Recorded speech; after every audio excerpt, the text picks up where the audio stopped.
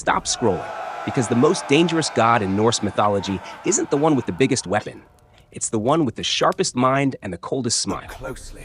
His name is Loki. The more they If you think believe Loki the is just a lie, funny troublemaker, the easier think it is again. to control them. Loki is the kind of chaos that doesn't roar, it whispers. He walks into a room full of gods, laughs with them, drinks with them, and then plants a single idea that can split the whole world apart.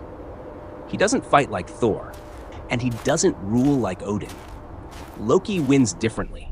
He wins by changing the rules, by twisting the truth, by finding the one weakness everyone forgot to protect. That's what makes Loki terrifying. He can be a friend one moment, and the reason your world collapses the next. So in this video, we're going to follow Loki from the beginning, how a figure tied to the giants still becomes a constant presence among the gods of Asgard, how his pranks slowly stop being harmless, and how one small trick turns into the greatest tragedy in Norse myth, the death of Baldr. Because Loki's story isn't just about mischief, it's about how laughter can become betrayal, and how one clever mind can push the gods toward the end of everything, Ragnarök. Loki's story doesn't begin with a throne or a hammer. It begins with a question that never fully goes away. Why is he even allowed to stand among the gods? Loki comes from the world of the Jotun, the giants, forces that often clash with the gods of Asgard. His father is Farbauti, his mother Laufey. By blood, he isn't one of the noble Aesir, and yet Loki moves through Asgard like he belongs there. He sits at their tables. He travels with their greatest warriors. He laughs beside Odin and Thor. That's the first mystery of Loki. He is both insider and outsider at the same time. And Loki survives among the gods for one reason, because he is useful. When strength fails, Loki's mind finds a path.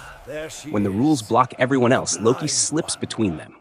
He can lie, bargain, and twist situations till the impossible becomes possible. The gods tolerate him because Loki can solve problems no one else can. But the gods also fear him because Loki often creates those problems in the first place. His mischief starts almost like entertainment. Pranks, tricks, humiliations that make the proud gods look foolish. Loki is the spark that turns a calm moment into chaos, just to watch what happens next. And when the anger rises, Loki smiles, because he has already planned his escape. But Loki's most dangerous weapon isn't his words. It's his ability to change shape, to become whoever he needs to be, wherever he needs to be. A servant, a traveler, an animal, a stranger. Loki can enter any place, any conversation, any secret, because he can become the one person no one questions. And that power slowly changes the tone of his story. One of the clearest examples is the moment Loki walks into a feast of the gods and turns the entire room into a battlefield, without drawing a blade. He doesn't fight. He speaks. He mocks. He exposes. He insults gods and goddesses one by one, dragging secrets into the light and turning divine pride into rage. It's not just being rude. It's Loki testing the foundations of Asgard, showing that even gods can be wounded by words, and that order can be shattered by truth twisted into cruelty. Still, the gods keep letting him return, because Loki always knows where the line is, until he chooses to cross it. The turning point is Baldr. Baldr is not just another god, he is beloved, associated with light, beauty, goodness, and everything that feels safe in a dangerous universe. And then Baldr begins to have dreams of his own death, dreams so vivid that even the gods feel fear. This is where the whole cosmos begins to tighten. Baldr's mother, often told as Frigg, refuses to accept fate. She travels through the worlds and demands a promise from nearly everything in existence. Fire, iron, stones, sickness, water, trees, beasts, everything must swear an oath never to harm Baldr. And it works. Baldr becomes untouchable. The gods laugh in relief and turn it into a game. They throw weapons at Baldr, they hurl stones, they swing blades, and every object bounces harmlessly away as if Baldr is protected by the universe itself. Everyone is celebrating, everyone, except Loki, because Loki doesn't see a miracle. He sees a challenge, he sees a system, and every system has a flaw. So Loki begins to hunt for the one thing that did not swear the oath. Not the strongest thing, not the sharpest thing, the smallest, most overlooked detail, the thing no one thought could matter. And Loki finds it. Mistletoe, a tiny plant, soft, harmless, the kind of thing you'd never call a weapon. That's why it's perfect. Loki shapes mistletoe into a dart or spear, depending on the telling, and then he looks for the right hand to use it. He finds Höður, Baldr's blind brother, standing apart from the game. Höður can't see the laughter, can't see the throws, can't take part the way the others do. And Loki doesn't force him. He manipulates him. He places the weapon in Höður's hand. He offers guidance. He speaks like a friend. He tells Höður he deserves to join the fun. And then Loki aims for him. Höður throws.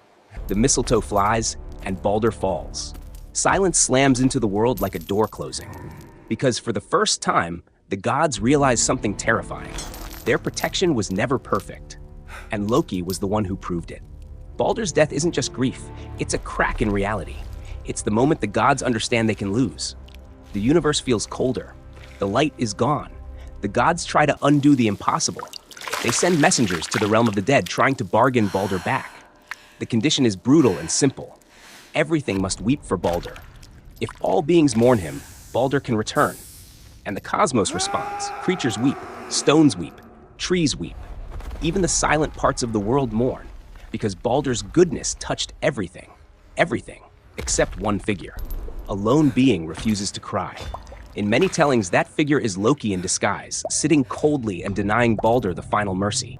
So Baldr remains dead. And now Loki has done more than cause trouble. He has locked the world onto the road toward disaster. The gods decide Loki can no longer exist among them. They hunt him. Loki runs. He hides in the wild places between worlds, changing shapes, slipping through shadows. But this time, there is no perfect escape. The gods catch him. And his punishment is not quick. It is designed to be eternal. Loki is bound, tied with unbreakable bonds, deep in a place where darkness presses down like stone. Above him, venom drips from a serpent. The poison is agony. It burns without killing. It tortures without ending. But one figure remains with him, Sigyn, Loki's wife. Sigyn holds a bowl above Loki's face to catch the venom and protect him. She stays, she endures, she refuses to leave him alone. But the bowl fills, and when Sigyn must turn away to empty it, even for a moment, the venom falls onto Loki's skin. And Loki screams. The earth shakes. The ground trembles like thunder. In myth, this is used to explain earthquakes. Loki's pain becomes the shaking of the world itself. So the gods have chained Loki. But the truth is, they haven't removed him from the story, because Norse myth has an end written into it from the beginning, Ragnarök, the doom of the gods.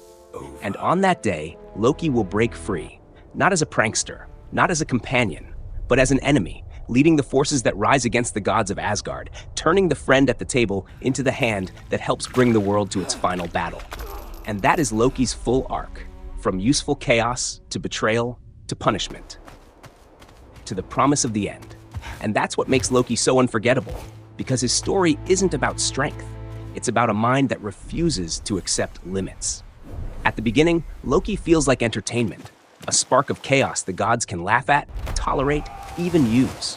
But the longer he stays in Asgard, the clearer it becomes. Loki isn't just breaking rules, he's studying them, testing them, searching for the one weak point no one wants to see. Baldr's death proves the brutal truth. Even gods aren't invincible. A single overlooked detail becomes the knife that cuts the heart of Asgard. And once that happens, nothing feels safe again. The gods chain Loki, but they can't chain the consequences of what he did. The world has already started moving toward its ending, and Sigyn's silent suffering beside him makes Loki's fate even darker. Because in Norse myth, punishment isn't just pain, it's time. Endless time. A reminder that some betrayals can't be undone, only endured. So when people call Loki the Trickster, remember this: his greatest trick wasn't a prank. It was a betrayal so perfect, it changed the destiny of the gods. Because in the end, Loki doesn't destroy Asgard with a sword. He destroys it with one idea, one loophole, one moment of cruelty. And when Ragnarök arrives, Loki won't return as a joke. He will return as the proof that chaos always survives, waiting, smiling, until the world is ready to break.